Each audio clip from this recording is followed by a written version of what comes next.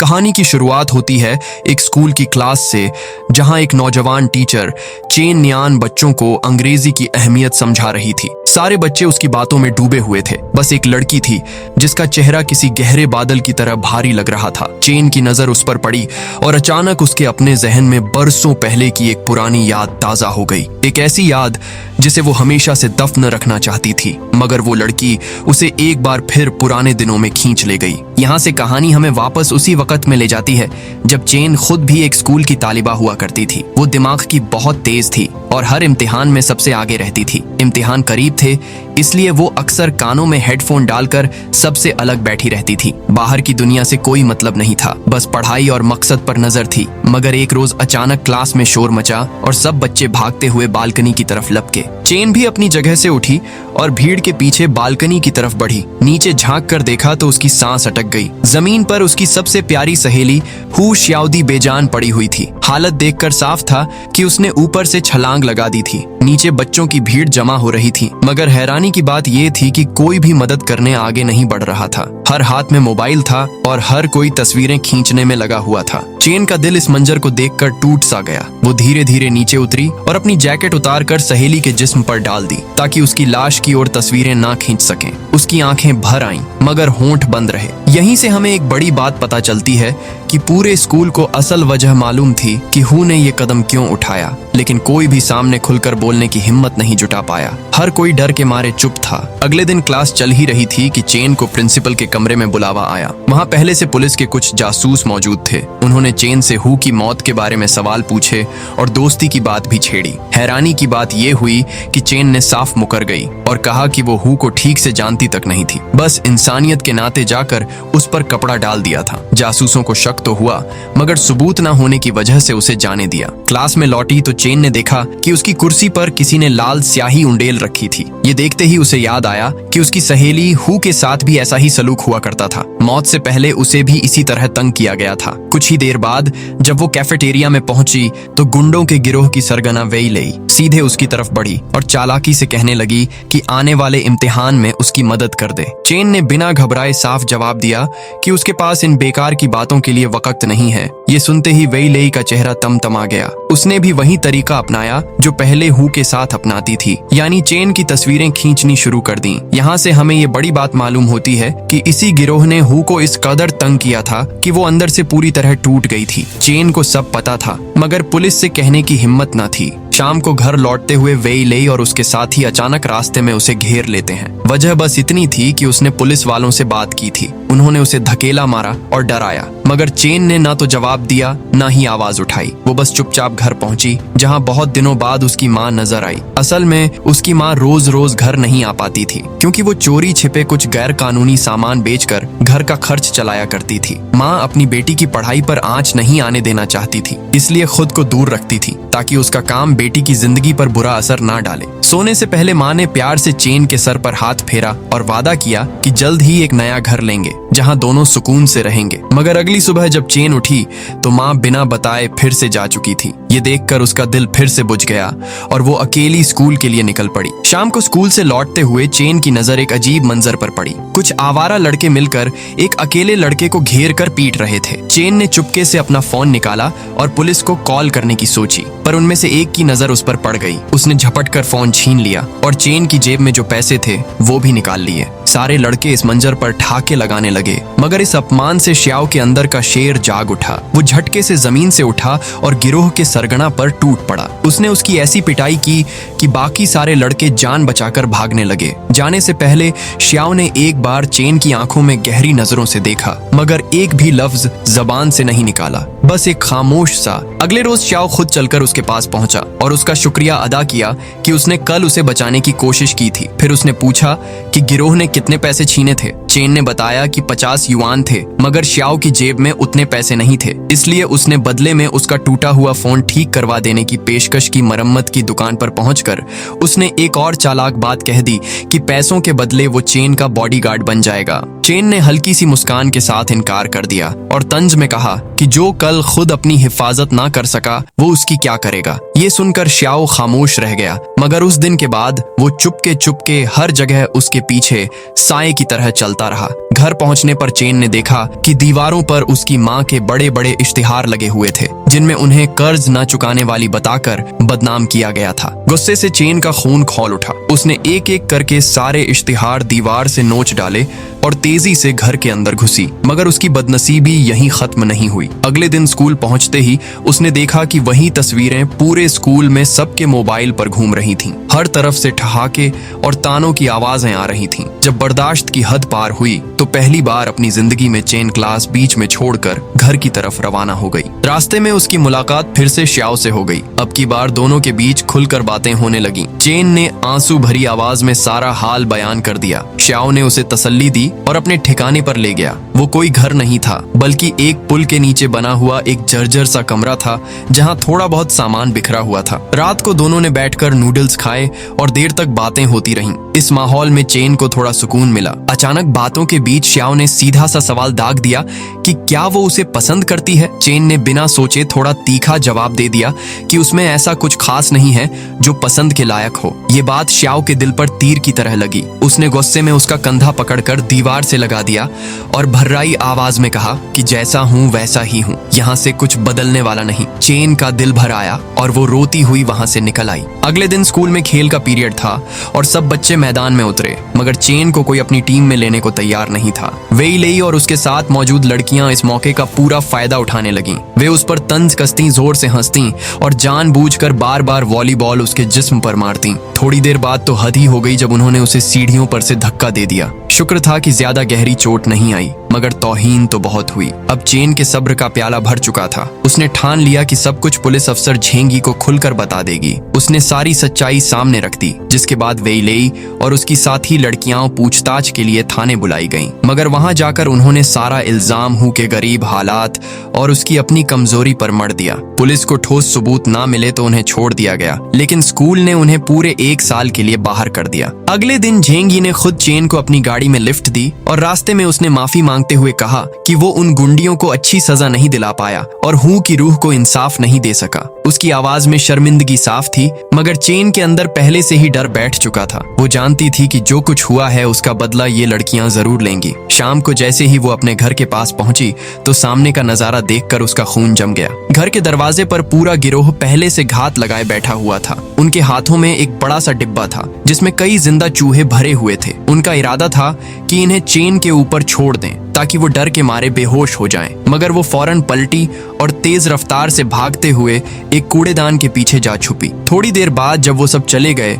तो वो वहां से निकली और सीधा उस एक शख्स के पास पहुंची जो अब उसका सहारा बन सकता था। श्याओ के दरवाजे पर पहुंचकर चेन ने बिना कुछ छुपाए सारी दास्तान सुना दी और सीधे पूछा कि क्या वो उसकी हिफाजत करेगा, भले ही बदले में उसके पास देने को कुछ ना हो। श्याओ ने एक पल भी सोचे बिना हामी भर दी। उस दिन के बाद से वो हर रोज स्कूल तक उसे छोड़ने और लेने आने लगा। धीरे धीरे चेन उसी जर्जर कमरे में रहने लगी और दोनों की छोटी सी दुनिया इसी छत के नीचे बसने लगी, बाहर के तूफान से बेखबर। श्याओ चूंकि गुंडागर्दी की दुनिया से जुड़ा हुआ था, इसलिए अक्सर लहूलुहान होकर लौटता था। एक दिन तो हालत ऐसी थी कि उसका पूरा चेहरा खून से भर गया था। चेन ने घबराकर उसे संभाला, जख्मों को साफ किया और नरमी से पूछा कि क्या बहुत तकलीफ हो रही है, जो बरसों से जमकर पत्थर बन चुका था। उसी रात श्याओ ने पहली बार अपने दिल का बंद ताला खोला। उसने बताया कि जब वो सिर्फ 13 साल का था तब उसके वालिद उसे छोड़कर चले गए थे और उसकी माँ भी किसी दूसरे मर्द के साथ नई जिंदगी बसाने चली गई थी। उस दिन के बाद से आज तक कोई ऐसा नहीं मिला जिसने उससे पूछा हो कि तेरे जख्मों में दर्द होता है या नहीं। चेन उसकी जिंदगी में पहली ऐसी शख्सियत थी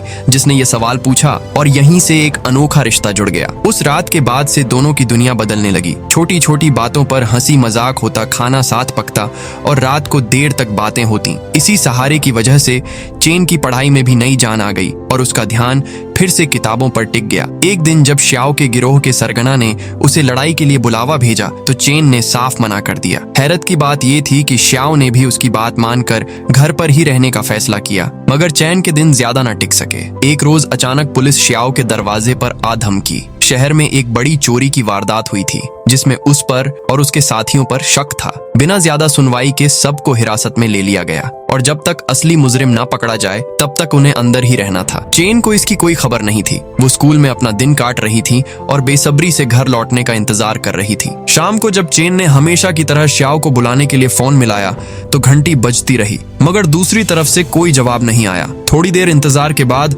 उसने अकेले घर लौटने का इरादा किया, मगर रास्ते में वेई लेई और उसकी टोली को उसकी अकेली शक्ल दिख गई। मौका गनीमत जानकर वो सब उस पर टूट पड़ी। उन्होंने उसे जोर जोर से मारा, उसके बाल कैंची से काट डाले और उसके कपड़े तक फाड़ दिए। सब कुछ करते हुए वो लोग एक मोबाइल पर फिल्म भी बना रहे थे ताकि आगे चलकर उसे इसी वीडियो के जरिए धमकाया जा सके। जब चोट गहरी होने लगी तो एक राहगीर की नजर इस मंजर पर पड़ गई। उसने जोर से आवाज लगाई और पुलिस को बुलाने की धमकी दी। बस इतना सुनते ही सारी लड़कियां जान बचाकर भाग निकली। जमीन पर पड़ी चेन का बदन कांप रहा था और आंखों से आंसू रुकने का नाम नहीं ले रहे थे। मुंह से एक बोल भी नहीं निकल पा रहा था। कुछ ही देर बाद श्याओ को थाने से रिहाई मिल गई। निकलते ही सबसे पहले उसने चेन को फोन लगाया, मगर घंटी बजती रह गई। घबराकर वो दौड़ता हुआ अपने ठिकाने पहुंचा। वहां का नजारा देखते ही उसका जिस्म कांप उठा। चेन जमीन पर बैठकर अपनी फटी हुई किताबों को टेप से जोड़ने की कोशिश कर रही थी। उसका चेहरा सूजा हुआ था और बाल बुरी तरह कटे हुए थे। श्याओ के अंदर आग सुलग उठी और उसने पास पड़ी लोहे की छड़ उठा ली। वो सीधा उन लड़कियों की जान लेने निकलने वाला था,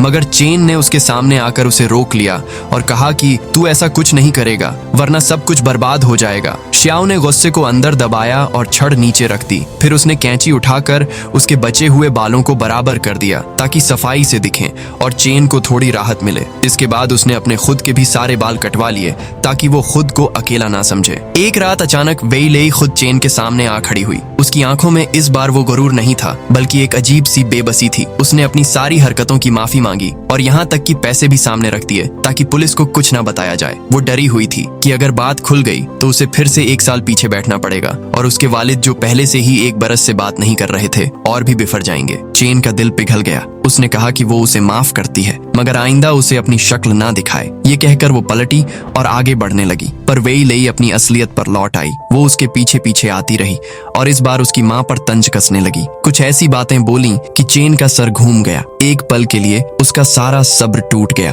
और उसने पीछे मुड़कर वेई लेई को धक्का दे दिया। वो सीढ़ियों से नीचे लुढ़कती चली गई। चेन बस अपनी जगह खड़ी देखती रह गई। नीचे पहुंचकर वेई लेई का सर पत्थर की जमीन से टकराया और वहीं उसकी सांसें थम गईं। ये देखते ही चेन के होश उड़ गए। हाथ पांव कांपने लगे और आंखों के आगे अंधेरा छा गया। अगले ही पल वो भागती हुई सीधा श्याओ के पास पहुंची और सारी बात रोते हुए बयान कर दी। उसे यकीन था कि अब पुलिस उसे पकड़कर मौत की सजा सुनाएगी। उसकी जिंदगी यहीं खत्म समझी जा रही थी। श्याओ ने पहले उसे सीने से लगाकर शांत किया और भरोसा दिलाया कि सब संभाल लेगा। उसने कहा कि लाश को ऐसी जगह ठिकाने लगा देगा जहां किसी की नजर नहीं जाएगी। फिर वो अपने एक जान पहचान वाले के पास गया और उससे रात भर के लिए एक गाड़ी उधार ले ली। उसने वेई लेई की लाश को गाड़ी में रखा और एक सुनसान इलाके में जाकर दफन कर दिया और साथ में कुछ ऐसे निशान भी छोड़ दिए जो बाद में सीधे उसी तक पहुंच सकें। इधर चेन का हाल बुरा था। वो एक पल भी सुकून से नहीं बैठ पा रही थी। दिमाग को उलझनों से बचाने के लिए उसने खुद को इम्तिहान की तैयारी में झोंक दिया। आखिरकार वो बड़ा दिन आ गया जिस दिन उसका जरूरी पेपर था।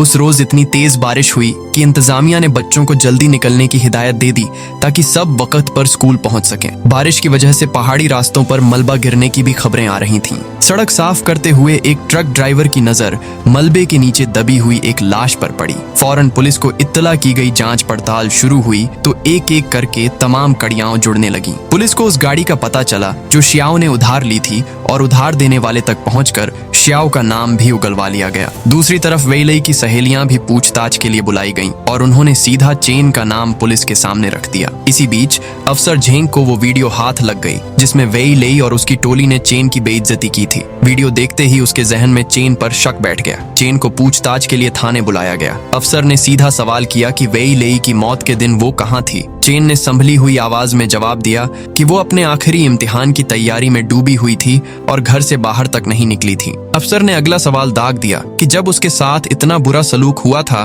तो उसने पुलिस को इत्तला क्यों नहीं की। चेन ने ठंडी आवाज में जवाब दिया कि उसकी एक ही ख्वाहिश थी, इस शहर से निकलकर बेजिंग में जाकर पढ़ाई करना और झगड़ों में उलझकर वो अपना वक्त बर्बाद नहीं करना चाहती थी। करीब घंटे भर की पूछताछ के बाद पुलिस ने उसे रिहा तो कर दिया, मगर एक खुफिया टीम उसके हर कदम पर नजर रखने के लिए लगा दी गई। गई। अगले रोज जैसे ही चेन स्कूल से लौट रही थी, अचानक श्याओ रास्ते में आकर उसका हाथ पकड़ लेता है और उसे तेजी से एक वीरान इमारत के तहखाने में ले जाता है। वहां पहुंचकर उसने अंदर से दरवाजा बंद कर दिया ताकि पीछा करने वाले पुलिस वाले बाहर ही रह जाएं। फिर उसने चेन के सामने एक अजीब मंसूबा रखा। उसने कहा कि तू पुलिस को बता देना कि मैंने ही तेरे साथ बुरा सलूक किया था। इसी बहाने वो पूरा इल्जाम अपने सर ले लेगा। उसकी योजना ये थी कि पुलिस मान लेगी कि उसी ने वेई लेई के साथ भी वही किया होगा और इस तरह चेन आजाद हो जाएगी और पूरी सजा वो अकेला भुगत लेगा। चेन ने पहले तो पुरजोर इनकार किया, मगर श्याओ ने समझाया कि वो अभी नाबालिग है, इसलिए कानून की नजर में सजा उतनी सख्त नहीं होगी। बहुत हिचकिचाहट के बाद चेन आखिरकार मान गई। कुछ देर बाद जब पुलिस पहुंची तो उसने बुरा सलूक करने का नाटक किया और गिरफ्तार हो गया। इसके बाद अफसर झेंग ने कई हफ्तों की सीसीटीवी की फुटेज खंगालनी शुरू की और उसे मालूम हो गया कि श्याओ बरसों से चेन के पीछे लगा हुआ था। पूछताछ में जब ये बात रखी गई तो श्याओ ने ठंडे लहजे में बस इतना कहा कि वो अकेले ही उसके पीछे लगा रहता था, बस उसे तंग करने के लिए। इसी बीच चेन को भी दोबारा बुलाया गया और वेई लेई की मौत के बारे में सख्ती से सवाल पूछे गए, मगर उसने अपनी भूमिका से साफ इनकार कर दिया। चेन ने ऐसा नाटक किया जैसे वो श्याओ को जानती तक नहीं, और उधर श्याओ ने भी वही रट लगाए रखी कि वो बस उसे खूबसूरत समझकर उसका पीछा किया करता था। दोनों के बयान इस तरह मिले कि पुलिस के हाथ चेन के खिलाफ ठोस सबूत नहीं आ पाया और मजबूरन उसे रिहा कर दिया गया, मगर श्याओ को उसके पिछले जुर्मों के साथ जोड़कर जेल में डाल दिया गया। कहानी अब एक अलग मोड़ पर आ चुकी थी और चेन बाहर तो थी मगर अंदर से टूटी हुई। कई दिन गुजर गए। अब चेन अपनी माँ के साथ नए घर में रहने लगी थी। माँ बहुत खुश थी क्योंकि उसकी बेटी को वो सुकून वाली जिंदगी मिल रही थी जिसका उसने वादा किया था, मगर चेन का दिल कहीं और उलझा हुआ था। वो जब भी किताब खोलती, श्याओ की सूरत उसकी आंखों के सामने आ जाती। हर छोटी बात उसकी याद दिला देती। एक अच्छी बात ये थी कि नंबर बहुत बढ़िया आए। एक रोज शाम को अफसर झेंग खुद उसके नए घर पर आ पहुंचा। उसने पहले तो उसे कक्षा में पहले नंबर पर आने की बधाई दी, फिर एक तल्ख खबर उसके सामने रख दी। उसने कहा कि पिछले जुर्मों की सख्ती को देखते हुए श्याओ को मौत की सजा सुना दी गई है। ये सुनते ही चेन के होश उड़ गए। वो एक पल के लिए ठंडी पड़ गई, फिर रोते हुए बोली कि ये हो ही नहीं सकता, वो तो अभी नाबालिगन है, कानून उसे मौत की सजा नहीं दे सकता। अफसर ने बड़े ठंडे अंदाज में उसकी आंखों में देखते हुए कहा कि वो जिस उम्र को असली उम्र समझ रही है वो झूठ थी। असल में श्याओ 20 बरस से ऊपर का है और कानून की नजर में पूरा जिम्मेदार है। ये सुनते ही चेन का दिमाग बिल्कुल सुन्न पड़ गया। वो तड़प उठी और अफसर पर टूट पड़ी, उसे मारने लगी, उसे झूठा कहने लगी। उसकी हालत देखकर अफसर ने आखिरकार असल बात खोल दी कि मौत की सजा वाली बात दरअसल एक चाल थी। इसलिए वो चाहता है कि चेन सारी सच्चाई कबूल कर ले। वो एक पल को हिचकिचाई, मगर अफसर ने वादा किया कि अगर दोनों साफ गोई से सब कुछ मान लेंगे तो सजा हल्की करा दी जाएगी। बहुत सोचने के बाद चेन ने अपनी सारी दास्तान बयान कर दी। हर बात, हर पल, हर मंजर सब कुछ खोल कर रख दिया। कुछ दिनों बाद चेन ने जेल में श्याओ से मुलाकात की। उसने रोते हुए बताया कि उसने सब कुछ पुलिस के सामने कह दिया। अब उसे भी दूसरी जेल भेजा जा रहा है और उसकी अपनी जिंदगी भी बर्बाद हो चुकी है, मगर सच बोलकर जो सुकून उसे मिला है वो किसी कीमत पर नहीं तोला जा सकता। श्याओ ने उसकी आंखों में देखा और हल्की सी मुस्कान दे दी, जैसे कह रहा हो कि जो हुआ ठीक हुआ, अब जो सजा मिलेगी वो हम दोनों झेल लेंगे। यहाँ से कहानी हमें उसी क्लास में वापस ले आती है जहाँ से शुरू हुई थी। अब चेन एक टीचर बनकर बच्चों को अंग्रेजी पढ़ा रही है। उसने अपने पुराने दाग पीछे छोड़ दिए हैं और एक साफ जिंदगी की तरफ कदम बढ़ा दिए हैं। जब उसकी नजर उस चुपचाप बैठी लड़की पर पड़ी तो उसे अपना बचपन याद आ गया, जब वो खुद इसी तरह अकेली सहमी हुई हुआ करती थी। छुट्टी के बाद वो लड़की को खुद उसके घर तक छोड़ने जाती है और पीछे पीछे साए की तरह श्याओ भी उसी तरह चलता है जैसे बरसों पहले चला करता था।